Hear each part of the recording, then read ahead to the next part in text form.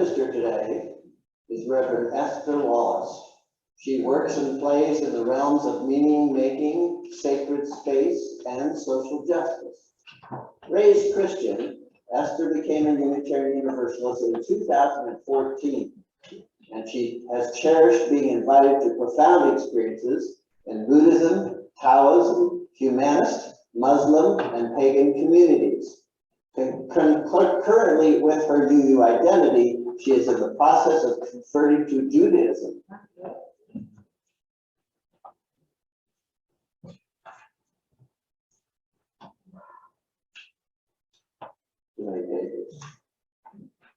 Esther is a graduate of Star King School for the Ministry and is, in fact, she just graduated in June. Very interested in emergent spiritual communities and the intersections of ministry and disability. And now, Reverend Wallace.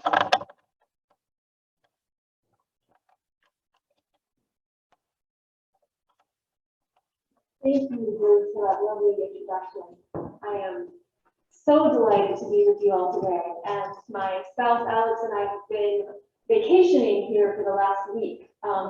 And it's just been such a joy to kind of get to know this community a little bit. We've had such a wonderful time here.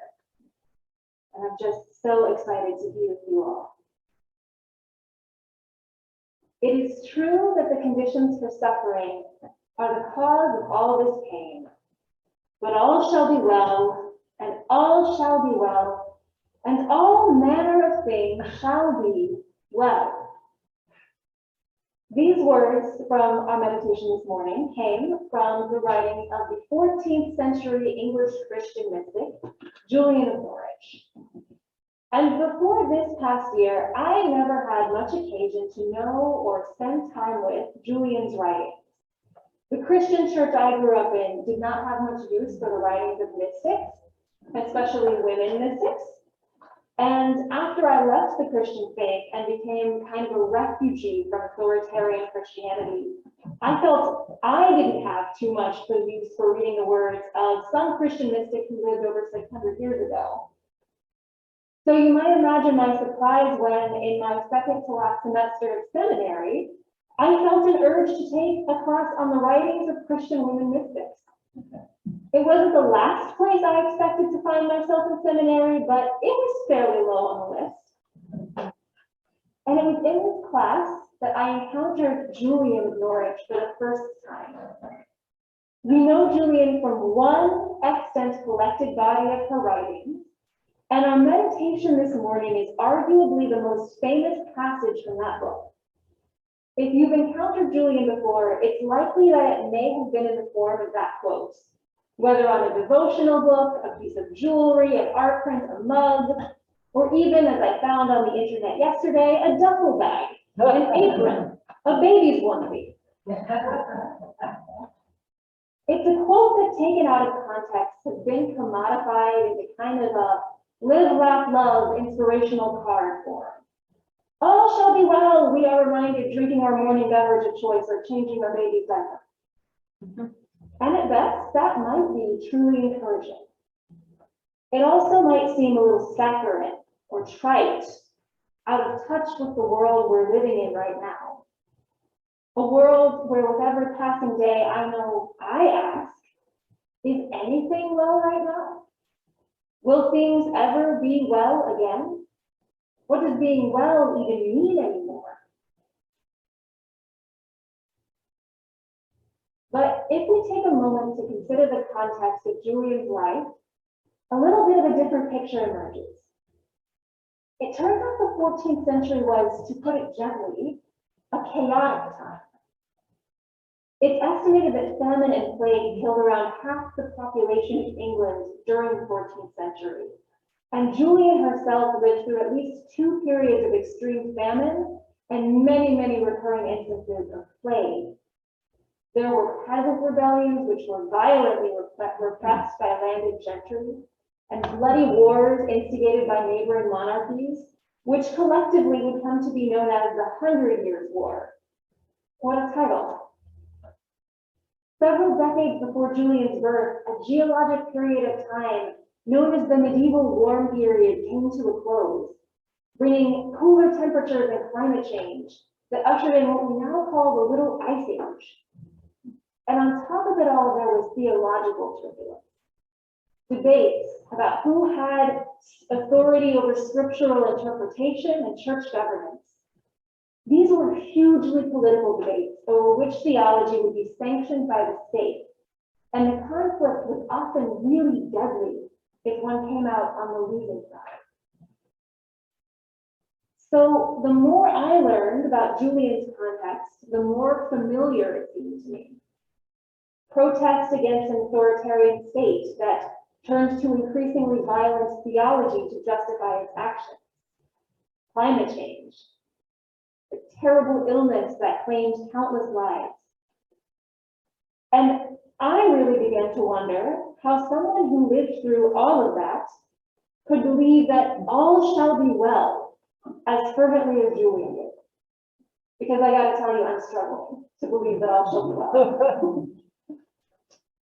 She had her first mystical vision in the midst of an illness so severe that she and everyone at her bedside expected she was going to die. And let me tell you, this vision was a doozy.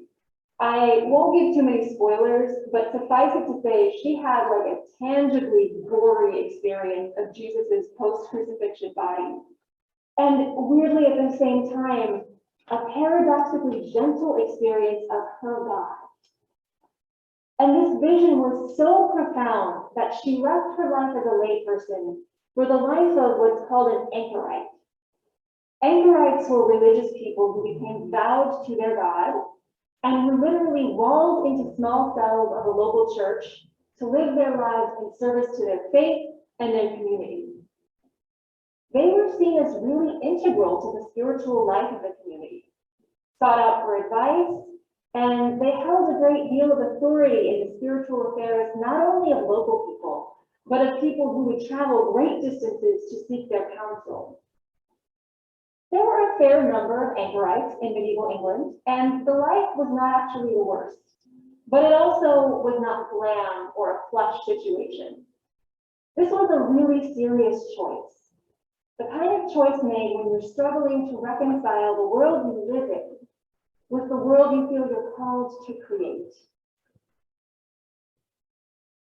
Julian would have been raised in a theological context that emphasized this doctrine of original sin. Ooh.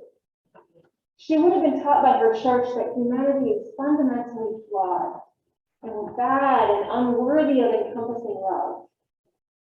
We know this because she wrestled with these teachings and the authority of the church throughout her conversations with her God, both in this initial vision and the writing she spends years setting down after she's walled up in this tiny anchor hold.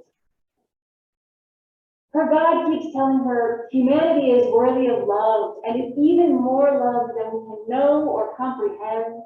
And all God wants for us is our joy and our peace and our rest. And Julian's like, God, I get that, and I want to believe you. It's just you're telling me the opposite of what the church has always told me, and honestly what the world seems to be bearing out. And she spends decades wrestling with all of this, and ultimately arrives at what I think is a really universalist theology, that we're deserving of deep rest and deep love, that we are loved and we must love each other. And everyone will experience, these are her words, salvation.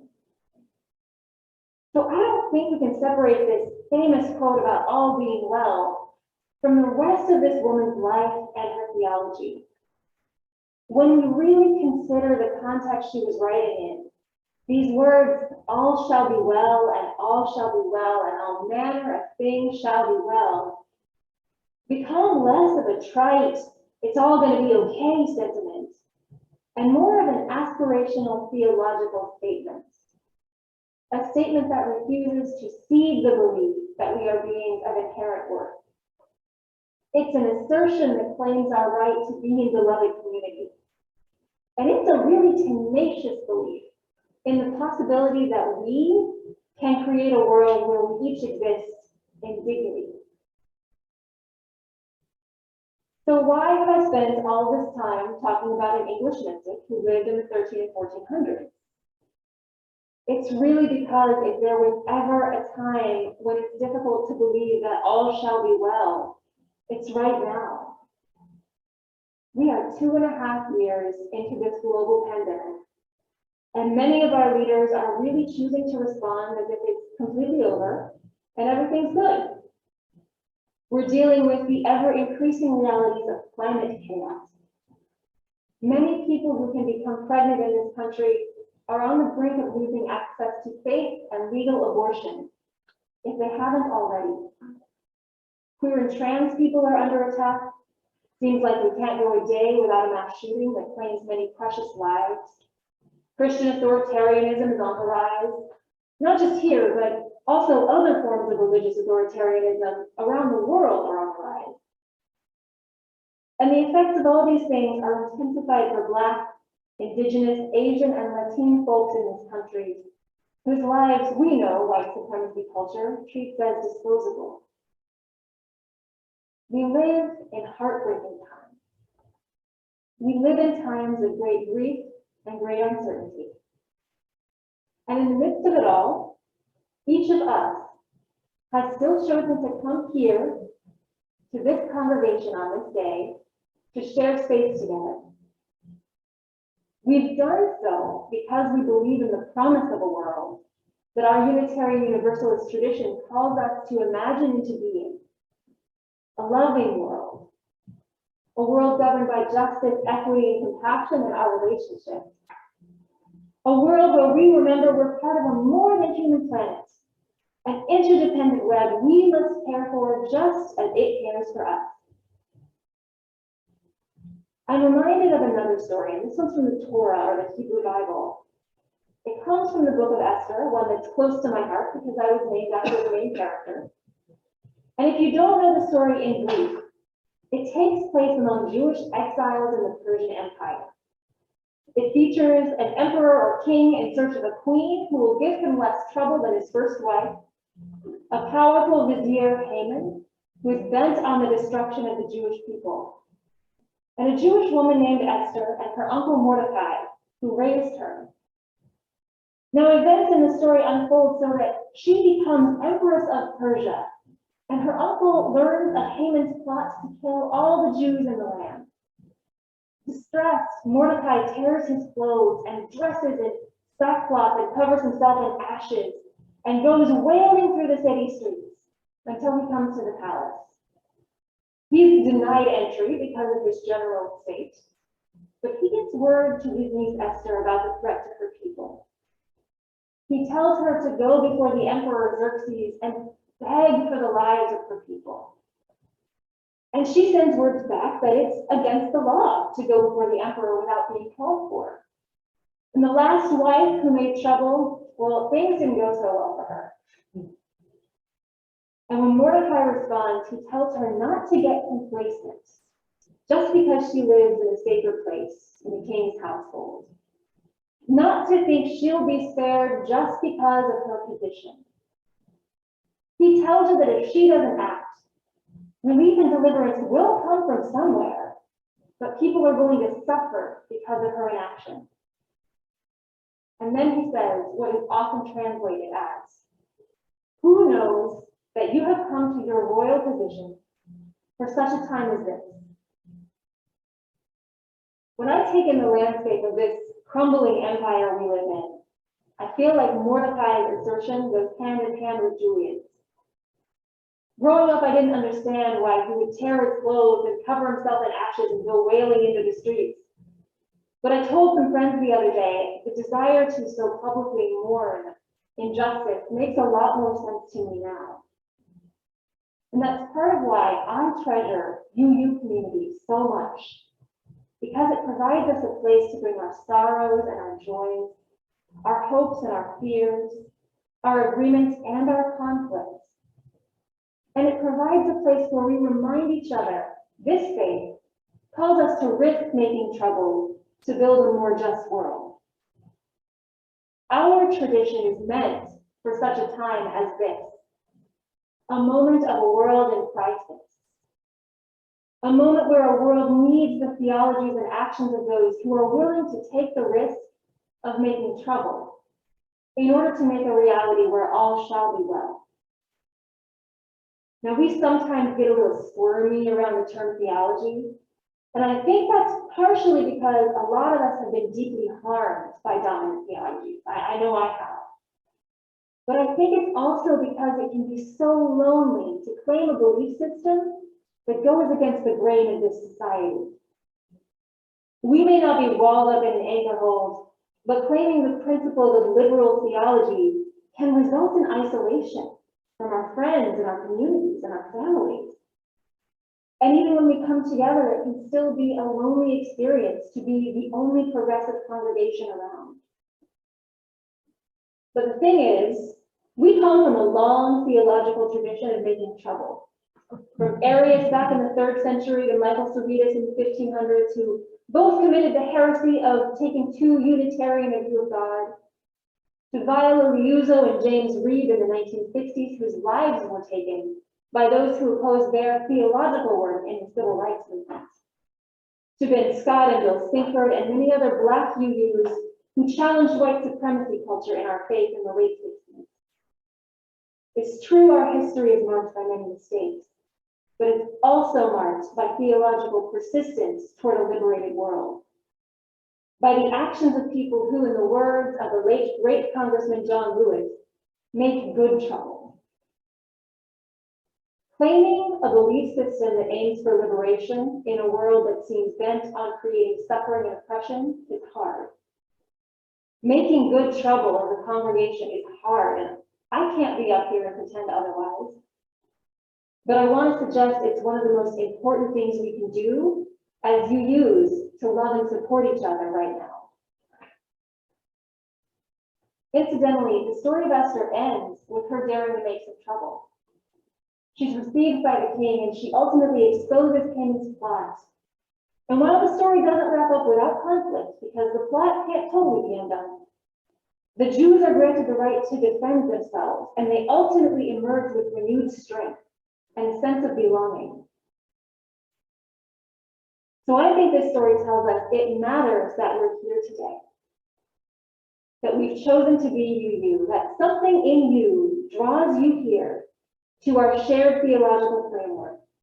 Whether you're coming from a humanist or pagan or Muslim or Buddhist or Jewish or Christian or any other framework, it matters that in a world that wants to divide us from being in solidarity, we covenant to love and support one another as we individually and collectively figure out what it means to treat everything as sacred.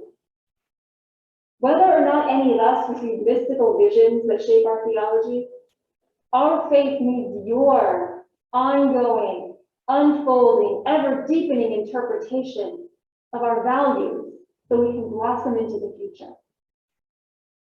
We don't have to believe in salvation to believe the audacious proposition that one day all can be well.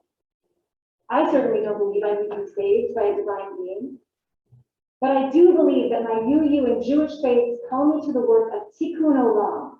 That's Hebrew for repairing the world. And I think to do that work, I need to be in community with other people who cherish the worth and dignity of every being and value our interdependence. And this, for me, is a Jewish expression of being Unitarian Universalist. So within this congregation, each of you have your own expressions of the faith, your understanding of why you're here. You've made time in the midst of this chaotic and grief-laden world to be here in physical space and on Zoom. So I ask you, what in the UU tradition calls you to make a world where all manner of things shall have the capacity to live in liberation and to be loved and to be at peace? I don't know how the story of everything happening right now is going to end, but I do know we get through it by being together, by cherishing our shared theologies and our differences, by showing up for each other and daring to make a little trouble in the face of power when and where we can. So today I want to thank you for being here, for daring to embrace this tradition even when it feels lonely, even when it feels like you may be the only congregation around to think this way. And even when our theologies feel dissonant with the world as it exists right now. I want to thank you for bringing your values to your neighbors and friends and those who have never even considered the kind of liberation our faith offers. Whether or not they know how to express it to you, our communities need the kind of engaged faith that I know we aspire to live out. It matters that we're here. As uncertain and chaotic as the world is right now, this community, this congregation, needs you to lay claim to the dream of a future where all manner of things shall be loved, shall know peace, shall know rest. All shall be well, and all shall be well, and all manner of things shall be well, if we come together to make the world where that's a reality. We are called as we use to the world for such a time as this. Amen. Selah. Blessed be.